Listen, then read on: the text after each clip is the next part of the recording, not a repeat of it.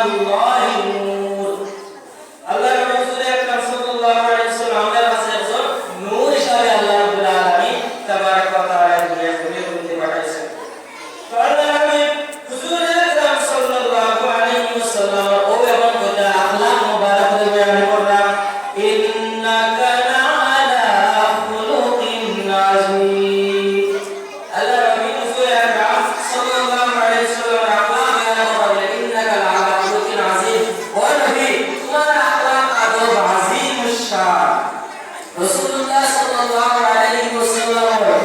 রাসূলুল্লাহ সাল্লাল্লাহু আলাইহি ওয়াসাল্লাম এই যে আয়াতগুলো আল্লাহ রাব্বুল আলামিন তাবারাক ওয়া তাআলা রাসূলের শানে বলেছে এটা কিভাবে বলেছে কইতে পারবেন এই যে রাসূলুল্লাহ সাল্লাল্লাহু আলাইহি ওয়াসাল্লামের বিভিন্ন নামে ডাকিতা নামে ডাকিতা না কেন বলা হবে জাবত করা রাসূলুল্লাহ আর বলা হবে আল্লাহ ফাওয়াইদি ডাকিতা লাগে কইছে এটা মহব্বত আল্লাহ এবং রাসূলের দরমিয়ানে এটা মহব্বত তুমি আমি এটা বর্ণনা করিয়া শেষ করা সম্ভব না এটা মহব্বত আল্লাহ এবং রাসূলের যাকে কইতে পারতা যে আমরা বিশেষ করে আদব এবং আল্লাহর মুনাফিক মুশরিকিন হলে হয় যে আমরা যে ইসলাম যেটা আছে এটা তলোয়ার জুড়ে পেট দিছে আমরা একটু লড়াই করি তলোয়ার দিয়ে যুদ্ধ করে আমরা ইসলামকে পেটাইছি কিন্তু আমিও হইয়া আমরা হইয়া এই যে ইসলাম এটা তলোয়ার জুড়ে পেট দিছে এটা ঠিক আছে তারা বুঝলা কিন্তু এই যে তলোয়ার আসলো এটা কোনো মেটাল চলে আসলো এই যে তলোয়ার এটা আসলো এটা কোনো লোহার তলোয়ার আসলো না এই তলোয়ার আপনার আমার নবীর আদবের তলোয়ার আসলো সুবহানাল্লাহ লোহার তলোয়ার নবী দিয়ে ইসলাম প্রচার করছেন জি না আল্লাহ নবী হুজুর আকরাম সাল্লাল্লাহু আলাইহি ওয়াসাল্লামের আদব আখলাক দেখিয়া রাসূলুল্লাহ সাল্লাল্লাহু আলাইহি ওয়াসাল্লাম আমল দেখিয়া মানুষ আকর্ষণ হইছে ইসলাম গ্রহণ করছে যার কারণে আমরা বিশেষ করে মুসলমানের একটা পরিচয় আদব এবং আখলাক যে ব্যক্তির কাছে আদব এবং আখলাক নাই তার প্রকৃত মুসলমান হওয়া যায় বলি জি না বিশেষ করে আমরা মাহফিলের আদব ইয়া হলো কি মাহফিল গোরা মানুষ মাহফিল না করাইলে গুনাহ নাই কিন্তু মাহফিল করাইলে মাহফিলের প্যান্ডেল খালি করে বাড়ি দিব এটা তো গুনাহ নাই ইনো কোরআন হাদিসের মাত চলে মাহফিল সাজাইছে ঠিক আছে ভালো কথা মাহফিল খালি করে বাড়ি দিব এটা তো মানা যাবে না যার কারণে আপনি আমি যারা বাড়ির মধ্যে অবস্থায় আছে কোনো ব্যস্ততার মধ্যে না থাকলে আস্তে আস্তে মসজিদের মধ্যে যাওয়ার চেষ্টা করতাম তো বিশেষ করে আমি রাসূলুল্লাহ মহব্বতের মধ্যে আসলাম তো সাহাবায়ে কেরাম বড় মহব্বত কিলা আসলো পুরা আমি আপনারা দাও না জানেন স্যার তো বিশেষ করে একজন সাহাবী মশহুর নাম সাহাবী হযরত আব্দুর রহমান বিন আউফ রাদিয়াল্লাহু তাআলা আনহু বিশেষ করে আমরা জানি আমরা একটা বদর যুদ্ধ আছে আমরা ইসলামের প্রচার করতে গিয়া বদর যুদ্ধ একটা হইছে বহুত বড় মাপের যুদ্ধ এই বড় মাপের যুদ্ধের মধ্যে মুজাহিদিনের মধ্যে থাকিয়া হযরত আব্দুর রহমান বিন আউফ রাদিয়াল্লাহু তাআলা আনহু একজন মুজাহিদ আসলা হযরত আব্দুর রহমান বিন আউফ রাদিয়াল্লাহু তাআলা আনহু একজন মুজাহিদ আসলা তো যুদ্ধ ময়দানে বিজয়ী লাভ করতে গিয়া একজন একটা জায়গায় নির্দিষ্ট করে দেওয়া হয় বিশেষ করে ফুটবল মাঠের মধ্যে আমরা দেখবা একজনকে দৌড়ি আগে দেওয়া হয় একজনকে মাঝে দেওয়া হয় একজনকে সাইডে দেওয়া হয় যাতে বিজয়ী লাভ করা যায় তো যুদ্ধ ময়দানে হলা শক্তির উপরে নির্ভর করিয়া একজনকে সারা নির্দিষ্ট করে দেওয়া হয় তো বিশেষ করে আমি এই যুদ্ধে ফুটবল খেলার লগে কম্পেয়ার করিয়া না মিলাই আপনাদের বুঝাইতে দিয়া কারণ এই যুদ্ধ থেকে ফুটবল খেলা হওয়া আজ ভালোইছে কারণ ফুটবল খেলা একটা যুদ্ধ না যে আমরা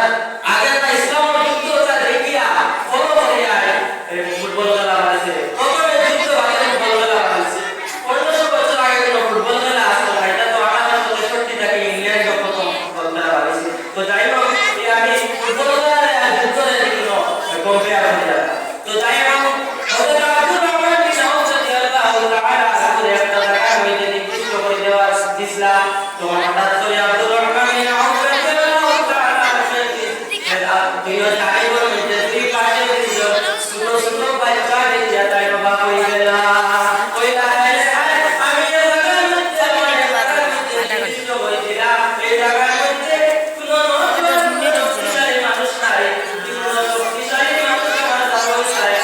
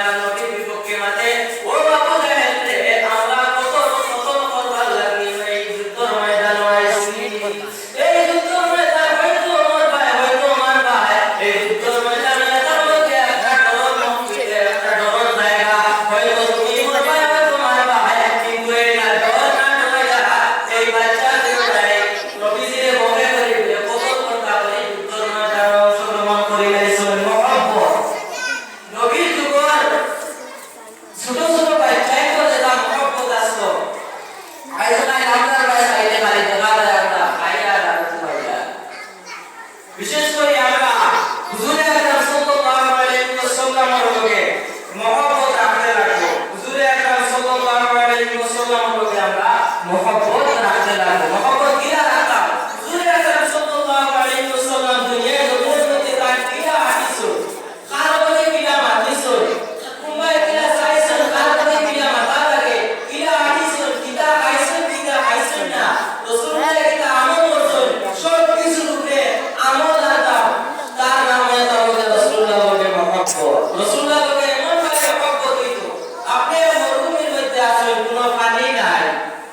পানি নাই আপনি হঠাৎ করে কিছু পানি পাইছেন ও পানি আবার খাবার থাকিয়া আবার পড়ে গেছে ও পানি কত একটা রাগ উঠলো না কোনো পানি নাই পুরা পানি লৌকিক খাবার থাকে পড়ে গেছে ও সময় যে রাগ আপনি ফিল করবা ও রাগ আপনি ও সময় ফিল করতা যখন নবীজির বিরুদ্ধে লুকিয়ে মারতে যার মানে এটা মহব্বতে আপনি এই রাসূলুল্লাহ সাল্লাল্লাহু আলাইহি ওয়াসাল্লামের মহব্বত রাখা লাগে তো বিশেষ করে আরেকটা আপনার সামনে সাহাবায়ে কেরামের কিলা মহব্বত আসলামুল্লাহ বরকত সাইয়াদ তো আগর জমানা বিশেষ করে একটা প্রক্রিয়া আছে মহব্বতটা শরীরটা কি একটা সিংহা নামক একটা যন্ত্র দিয়া শরীরটা কি রক্ত বার করতা হাত রক্ত বেমার দুর্বল বিভিন্ন ধরনের প্রক্রিয়া অবলম্বন করতা এই প্রক্রিয়ার নাম এটা হলো কি হিজামা এটা হিজামা আগে তো অনেক একটু ডেভেলপ হয়েছে আমাদের বিভিন্ন চিকিৎসা সমাজ কিন্তু আগে এই কত চিকিৎসা আমরা মানুষের মিরাজ এখন এই প্রক্রিয়াটা অনেক ডেভেলপ হয়েছে এই প্রক্রিয়ার নাম এটা হলো হিজামা এখন এই প্রক্রিয়াটা বিভিন্ন কারণে তারা এই প্রক্রিয়া অবলম্বন করে এটা ইংলিশে নাম হয় কাপিং থেরাপি এটা অবলম্বন করে রক্ত শরীরটাকে মানে বার রক্ত বার করা হয় তো হুজুর আকরাম সাল্লাল্লাহু আলাইহি ওয়াসাল্লাম এই যে প্রক্রিয়া অবলম্বন করছে শরীরটাকে বার রক্ত বার করছে তো এখন প্রশ্ন আইলো রাসূলুল্লাহ সাল্লাল্লাহু আলাইহি ওয়াসাল্লাম শরীরে কি বার রক্ত আছে প্রশ্ন আইলো বলে জি না হুজুর আকরাম সাল্লাল্লাহু আলাইহি ওয়াসাল্লাম শরীরে কোনো বার রক্ত না তাই ও কারণে বলছেন যার জওয়াব লাগে ওটা জায়েজ আছে আমরা এই প্রক্রিয়াটা অবলম্বন করতাম রাসূলুল্লাহকে দেখাই আছে এতে রাসূলুল্লাহ সাল্লাল্লাহু আলাইহি ওয়াসাল্লাম শরীরে কোনো বার রক্ত আসবে না তো হুজুর আকরাম সাল্লাল্লাহু আলাইহি ওয়াসাল্লাম একটি এই প্রক্রিয়াটা অবলম্বন করছে এই প্রক্রিয়াটা এই হুজুর আকরাম সাল্লাল্লাহু আলাইহি ওয়াসাল্লাম দ্বারা সংগঠিত হয়েছে তো হুজুর আকরাম সাল্লাল্লাহু আলাইহি ওয়াসাল্লাম এই প্রক্রিয়া অবলম্বন করে একটা পাথর মধ্যে তার ভিতরে রাখলা রক্ত মুবারক রাখলা লোহ মুবারক একটা পাথর মধ্যে রাখলা হুজুর আকরাম সাল্লাল্লাহু আলাইহি ওয়াসাল্লাম হঠাৎ করে দেখেন হযরত আব্দুল্লাহ ইবনে জুবাইর রাদিয়াল্লাহু তাআলা আনহু উপস্থিত হয়ে গেছেন তার দরবারে হুজুর আকরাম সাল্লাল্লাহু আলাইহি ওয়াসাল্লাম হযরত আব্দুল্লাহ ইবনে জুবাইর রাদিয়াল্লাহু